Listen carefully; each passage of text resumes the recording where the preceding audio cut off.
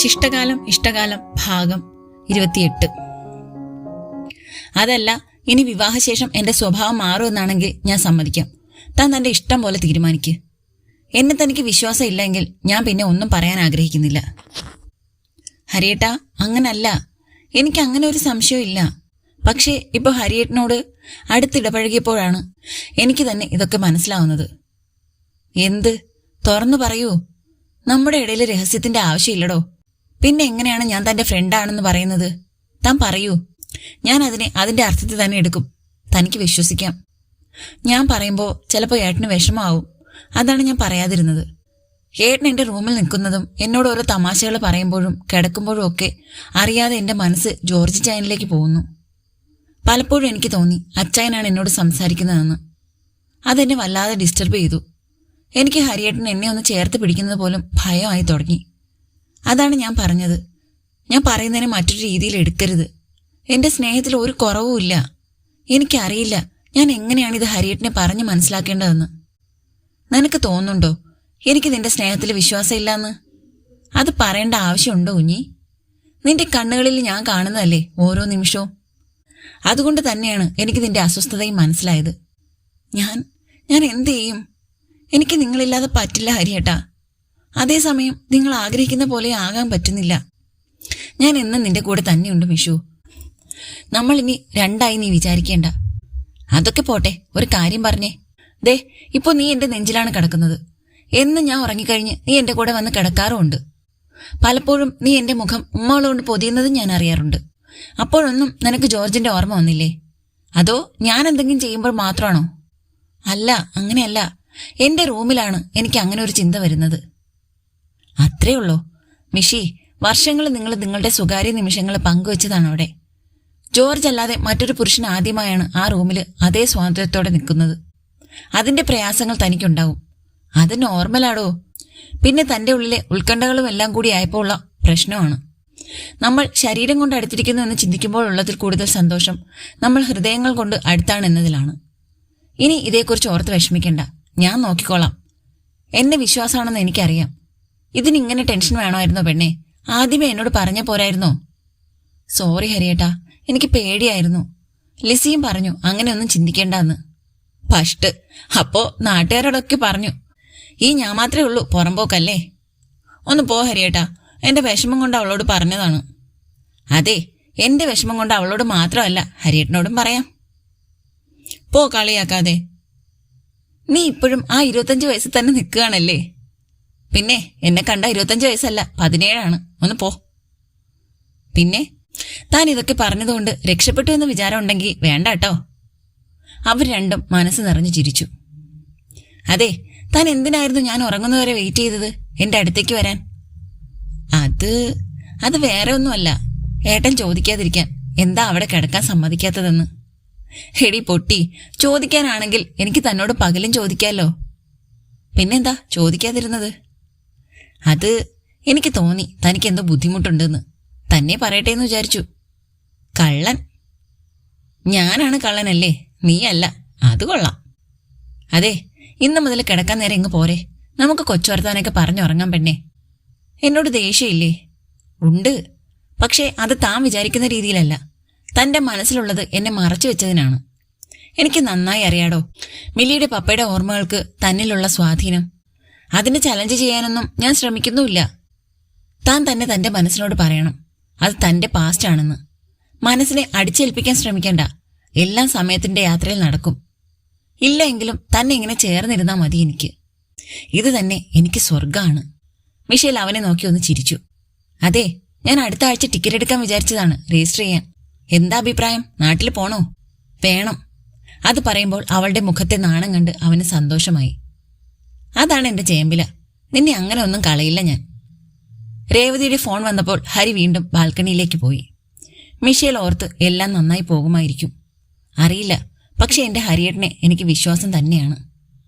രാത്രി ആഹാരം കഴിഞ്ഞ് മിഷേൽ ഹരി പറയാതെ തന്നെ അവന്റെ കൂടെ പോയി കിടന്നു. അത് കണ്ട ഹരിയുടെ മുഖത്ത് ഒരു പുഞ്ചിരി തെളിഞ്ഞു. അവന്റെ വയറ്റിൽ തന്നെ ഒരു നുള്ളു കൊടുത്തു അവള്. എന്നെ കളിയാക്കി ചിരിക്കണ്ട. എന്റെ പൊന്നോ, ഞാൻ കളിയാക്കിയതല്ല, സന്തോഷം കൊണ്ട് ചിരിച്ചു പോയതാണ്. മിഷു, ഞാൻ തന്നോട് പല സ്വാതന്ത്ര്യം എടുത്തുവെന്ന് വരാം. കാരണം എന്റെ മനസ്സിൽ താൻ എന്റെ സ്വന്തമാണ്. തനിക്ക് ഇഷ്ടമാകുന്നില്ലെങ്കിൽ അപ്പോൾ തന്നെ തുറന്നു പറയണം. അതിന് ഞാൻ എന്ത് വിചാരിക്കുമെന്ന ഭയം വേണ്ട. തന്റെ ഇഷ്ടങ്ങൾ ഞാൻ റെസ്പെക്റ്റ് ചെയ്യും. കേട്ടല്ലോ? അതെ. എന്താടോ? അല്ല, ഇനി എന്റെ ഇഷ്ടം പോലെ ചെയ്തില്ലെങ്കിലും പറയാലോ. ഹരി പൊട്ടിച്ചിരിച്ചു. പിന്നെന്താ, നിന്റെ ഇഷ്ടങ്ങൾ നിറവേറ്റി തരാനല്ലേടി നിന്റെ ഹരിയേട്ടൻ. അങ്ങനെ ഇണങ്ങിയും പിണങ്ങിയും ദിവസങ്ങൾ കടന്നുപോയി. നാളെയാണ് രണ്ടുപേരും നാട്ടിലേക്ക് പോകുന്നത്, രജിസ്റ്റർ വിവാഹത്തിന്. രണ്ടുപേർക്കും അവധിയില്ലാത്തതുകൊണ്ട് 4 ദിവസത്തെ അവധിക്കാണ് പോകുന്നത്. കൂടെ മിലിയെയും ജെറിനെയും പറഞ്ഞു മനസ്സിലാക്കി അവരുടെ വീട്ടിൽ പറഞ്ഞു വിടണം. ഇപ്പോ അപ്പന്റെ കൂടെയാണല്ലോ. പാക്കിംഗ് ഒക്കെ കഴിഞ്ഞ് കിടക്കാൻ വന്ന മിഷേലിനെ നോക്കി ഹരി ചിരിച്ചു. എന്താ, ഇന്നുകൂടെ ഇങ്ങനെയുള്ളൂ. നാളെ കഴിഞ്ഞ് എന്റെ ഭാര്യയാണ്. രാത്രിയാകുമ്പോ ഞാനൊരു വരവ് വരും, അവകാശം പറഞ്ഞ്. ഓ ആയിക്കോട്ടെ, തിരിച്ചാകാതെ സൂക്ഷിച്ചോ. ഓ ഭീഷണിയാണോ? അങ്ങനെയും പറയാം. ഡി പെണ്ണെ, താലി വാങ്ങണോ? എന്താ തന്റെ ഇഷ്ടം? വേണ്ട, ഞാൻ തന്നോട് ചോദിക്കാതെ മോതിരം ചെയ്യാൻ പറഞ്ഞു ജെറിനോട്. എന്റെ ഒരു ആഗ്രഹമാണ് തന്റെ പേര് കൊത്തി മോതിരം വിരലിൽ അണിയണമെന്ന്. അയ്യേ, ക്ലീശേ. അല്ലടി പെണ്ണെ, പണ്ടും കൂടെയുള്ളവരുടെ കയ്യിൽ പെണ്ണിന്റെ പേരെഴുതിയ മോതിരം കാണുമ്പോൾ എനിക്ക് അസൂയയായിരുന്നു. അത് കാണാൻ വല്ലാത്തൊരു ഇഷ്ടമാണ്. ഞാൻ എന്റെ പെണ്ണിനെ സ്വന്തം എന്ന് പറയുന്ന പോലെയാണ് എനിക്ക് തോന്നുന്നത്. അതിനെന്താ, നമുക്ക് എക്സ്ചേഞ്ച് ചെയ്യാം. തനിക്കിഷ്ടമാണോ? അതെ, താലിയും എനിക്കിഷ്ടം തന്നെയാണ്. പക്ഷെ വെറുതെ മിന്നും താലിയും കൂടി അടി വേണ്ടാന്ന് വിചാരിച്ചു. അത് ശരി, അത് നന്നായി. അങ്ങനെ രണ്ടുപേരും മിഷേലിന്റെ നാട്ടിലേക്ക് പോകാനാണ് തീരുമാനം. അവിടെയാണല്ലോ രജിസ്റ്റർ വിവാഹം. ഹരി അവിടെ ഹോട്ടലിൽ താമസിക്കാമെന്നും മിഷേൽ വീട്ടിലേക്ക് പോകാമെന്നുമാണ് തീരുമാനം. ഡി, നാളെ നീയും പോരെ എന്റെ കൂടെ ഹോട്ടലിലേക്ക്? എന്നിട്ട് വേണം അപ്പൻ എന്നെ ഓടിക്കാൻ. ആകെ ഒരു രാത്രിയാണ് അപ്പന്റെ കൂടെ ഉള്ളത്. എനിക്കറിയാം പെണ്ണെ, ഞാൻ നിന്നെ പിരിയുന്ന വിഷമത്തിൽ പറഞ്ഞതല്ലേ. നാളെ കഴിഞ്ഞ് ഞാൻ കൂടെ ഉണ്ടല്ലോ, പിന്നെ എന്താ? അത് മതി. രണ്ടുപേരും അവരുടേതായ ചെറിയ ചെറിയ കുസൃതികൾ കാണിച്ച് നാളെയുള്ള യാത്രയുടെ സന്തോഷത്തിൽ ഉറങ്ങി. കൊച്ചി എയർപോർട്ടിൽ അവരെ കൂട്ടിക്കൊണ്ടു പോകാൻ ജെറിനുണ്ടായിരുന്നു. അവിടുന്ന് മിഷേലിനെ അവരുടെ വീട്ടിൽ വിട്ട് ഹരിയും ജെറിനും ഹോട്ടൽ റൂമിലേക്ക് പോയി. മോളെ, അവളെ കണ്ട അപ്പന്റെ കണ്ണുകൾ സന്തോഷം കൊണ്ട് നിറഞ്ഞു. സംസാരത്തിനിടയിൽ അപ്പൻ പറഞ്ഞു വിൻസെന്റ് ഇടയ്ക്ക് അപ്പനെ കാണാൻ വന്നതും ദേഷ്യപ്പെട്ടതും. ഇപ്പോഴും വിൻസെന്റ് ദേഷ്യം മാറിയില്ലേ അപ്പാ? എനിക്ക് എത്ര ആലോചിച്ചിട്ടും മനസ്സിലാവുന്നില്ല എന്താണ് അച്ഛന്റെ മനസ്സിലെന്ന്. ഒന്നുമില്ല മോളെ, വേണ്ടാത്ത ഈഗോ, അല്ലാതെ എന്താ. ഇനി അപ്പനും അധികം സംസാരിക്കാനൊന്നും പോണ്ട. നാളെ ആരാ നിന്റെ കൂടെ വരുന്നത്? ജെറിൻ ഉണ്ടല്ലോ അപ്പാ. ജെറിൻ മാത്രമല്ല അപ്പാ, ഞങ്ങളും പോവും. സിസിലി ചേച്ചിയുടെ വാക്കുകൾ കേട്ടപ്പോൾ വല്ലാത്ത സന്തോഷം തോന്നി മിഷേലിന്. മോളെ, നാളെ എങ്ങനെയാണ് താലി ഇടുമോ അവൻ? അവർക്ക് താലിയാണല്ലോ, നമുക്കല്ലേ മിന്ന്. ഇല്ല ചേച്ചി, താലിയും ഇല്ല മിന്നും ഇല്ല. മോതിരം മാറാന്ന് വിചാരിച്ചു. നിനക്ക് വിഷമമുണ്ടോടി? ഇല്ല ചേച്ചി, ഞാൻ തന്നെയാണ് പറഞ്ഞത് വേണ്ടാന്ന്. വെറുതെ എന്തിനാ ദൈവങ്ങളെ തമ്മിലടുപ്പിക്കുന്നത്? ഹരിയേട്ടൻ എന്തിനും തയ്യാറായിരുന്നു. നിങ്ങൾ രണ്ടും നാളെ ഇവിടെ അല്ലേ തങ്ങുന്നത്? അല്ല അപ്പാ, ഹരിയേട്ടൻ ഇതുവരെ വീട്ടിൽ പോയില്ല. നാളെ ഉച്ചയ്ക്ക് ഊണ് കഴിഞ്ഞ് ഞങ്ങൾ ഇറങ്ങും. ഒരു ദിവസം അവിടെ നിൽക്കും. പിന്നെ പോകുന്ന അന്ന് രാവിലെ ഇവിടെ വരും. രാത്രിയാണ് പോകേണ്ടത്, അതിവിടുന്ന് പോകും. അത് മതി, അവിടെയും നിൽക്കണമല്ലോ. അതെ അപ്പാ, അപ്പന് സന്തോഷമാണോ? ആണല്ലോ മോളെ. മിഷേൽ പിന്നെയുള്ള സമയം കുഞ്ഞിന്റെ കൂടെ തന്നെ ചിലവഴിച്ചു. രാത്രി കിടക്കും മുമ്പ് ഹരിയുടെ മെസ്സേജ് വന്നു. ഡോ, ഞാൻ 2 വീശി കിടക്കാൻ പോകുന്നു, രാവിലെ വിളിച്ചേക്കണം. അതെന്താ ഇപ്പൊ ഒരു വീശല്? നാട്ടിൽ വന്നാ ഉള്ളതല്ലല്ലോ. അതെ, പക്ഷേ ഇത് എന്റെ ബാച്ചിലർഹുഡിന്റെ അവസാന രാത്രിയല്ലേ, അതിന്റെ ഒരു ആഘോഷം. അപ്പൊ അറിയാം നാളെ മുതൽ ജീവിതം നായ നക്കിയെന്ന് അല്ലേ? ഡി, ഒന്നുമില്ലേലും നാളെ നീ ഒരു മേജറിന്റെ ഭാര്യയാണ്. സ്വയം ഇങ്ങനെ നായ എന്നൊക്കെ പറയാവോ? ദേ ഹരിയേട്ടാ. എന്താടി? അതും പറഞ്ഞ് അവൻ പൊട്ടിച്ചിരിച്ചു. അല്ല, നായ മനുഷ്യന്റെ ഭാര്യയാകില്ലല്ലോ എന്ന് പറഞ്ഞതാണ്. ആഹാ, പെണ്ണ് കൗണ്ടർ അടിച്ചു തുടങ്ങിയല്ലേ? ടെൻഷൻ വല്ലതുണ്ടോ ഹരിയേട്ടന്റെ കുഞ്ഞിക്ക്? എന്തിന്? ഒട്ടുമില്ല. നിങ്ങളെ ഞാൻ നാളെയല്ല കുറെ നാളായി എന്റെ ഭർത്താവായി സ്വീകരിച്ചു. പിന്നെന്തിന് ടെൻഷൻ? എനിക്കറിയാം, ഞാൻ ചോദിച്ചു എന്നേ ഉള്ളൂ. ശരി, എന്നാ ഉറങ്ങിക്കോ. ശരി, ഗുഡ് നൈറ്റ്. Good night. രാവിലെ കുളിച്ചു വന്ന മിഷി ഹരിയെ വിളിച്ചുണർത്തി. കുറച്ചു കഴിഞ്ഞ് വീണ്ടും അവൾക്ക് ഹരിയുടെ ഫോൺ വന്നു. ഹലോ, എന്താ ഹരിയേട്ടാ? ഡോ, തന്റെ ട്രോളി ബാഗിൽ ഏറ്റവും താഴെയായി ഒരു കവറുണ്ട്. അത് തനിക്ക് ഇന്ന് ഉടുക്കാനുള്ള ഡ്രസ്സാണ്. അത് ഉടുക്കാമോ? അത് ശരി, സർപ്രൈസ് ഒക്കെ ഉണ്ടല്ലേ, കൊള്ളാം. ചെക്കൻ പുടവയും വാങ്ങി. പിന്നെ പെണ്ണിനൊരു പുടവ കൊടുക്കാനൊക്കെ ആഗ്രഹമുണ്ടോ? താൻ നോക്ക്, ഇഷ്ടപ്പെട്ടില്ലെങ്കിൽ വേണ്ട കേട്ടോ. ശരി, ബൈ. കവറെടുത്ത് നോക്കിയ മിഷേൽ കണ്ടു. ഗോൾഡനിൽ വയലറ്റ് ബോർഡറുള്ള ഒരു സാരി. വലിയ എടുപ്പുമില്ല, എന്നാലും ഒത്തിരി സിമ്പിളും അല്ല. മിഷേലിന്റെ മുഖത്ത് ഒരു ചിരി തെളിഞ്ഞു. അപ്പോ സെലക്ഷനൊക്കെ അറിയാം. മോളെ കുഞ്ഞി, സമയമായി, വന്നേ. ദേ വരുന്നു മാത്യുച്ചായ. അപ്പൻ അവളെ പ്രാർത്ഥിച്ച് അനുഗ്രഹിച്ചയച്ചപ്പോൾ അവളുടെ അച്ചായനും ചേച്ചിയും മിലിമോളും അവളുടെ കൂടെ വണ്ടിയിൽ കയറി. അവിടെ ചെന്നിറങ്ങിയപ്പോൾ കണ്ടു അതേ കളറിലെ കുർത്തയും മുണ്ടും ധരിച്ചു നിൽക്കുന്ന ഹരി. ഒരു 10 വയസ്സ് കുറഞ്ഞ പോലെയുണ്ട്. ഹരി അവളെ കണ്ണെടുക്കാതെ നോക്കി നിന്നു. എന്താ ഹരിയേട്ടാ, താൻ ഇത്രയും സുന്ദരിയായിരുന്നോ? അതെന്താ, ഞാൻ മേക്കപ്പ് ഒന്നും ചെയ്തില്ലല്ലോ. കള്ളം, ആദ്യമായാണ് ഞാൻ തന്നെ പൊട്ടുതൊട്ട് കാണുന്നത്. ഓ, അത് കുറെ നാളായി തൊടാറില്ല. മിലി വെച്ച് തന്നതാണ്. നന്നായിട്ടുണ്ട്. എന്ത് എലഗണ്ടാടോ തന്നെ കാണാൻ. മേജറും കുറവൊന്നുമല്ല, ഒരു 10 വയസ്സ് കുറഞ്ഞു. ആണോ? ശോ, വല്ല ചെറുപ്പക്കാരെയും നോക്കായിരുന്നു. ഇതേ കിളവാ. അവൻ അവളെ ഒന്ന് കണ്ണടച്ച് കാണിച്ചു. എല്ലാവരുമായി ഓഫീസിൽ കയറി ഒപ്പിട്ടു. സാക്ഷികളായി ജെറിനും മിലിയും ഒപ്പുവെച്ചു, ഒരു അവകാശം പോലെ. അപ്പോ തന്നെ ജെറിന്റെ കൂട്ടുകാർ പറഞ്ഞു കേട്ടിട്ടുണ്ട്, അമ്മയുടെ അച്ഛന്റെയും കല്യാണത്തിന് മക്കൾ ഒപ്പ് വിളമ്പിയെന്ന്.